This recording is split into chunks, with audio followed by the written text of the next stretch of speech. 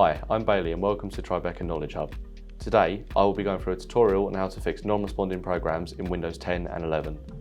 When on the Windows desktop, there are a few ways to open Task Manager. This is an application that's installed within Windows that will allow you to close any applications that aren't responding. The easiest way to get to Task Manager is to do Control-Shift-Escape, which will always open it no matter what's open in the foreground. When you have Task Manager open, make sure to click More Details in the bottom left.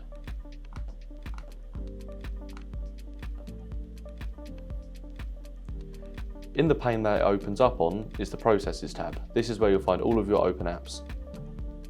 In here, any apps that have brackets not responding next to them mean that they've stopped working. So from there, you can click on the app and in the bottom right, click End Task. Thanks for watching.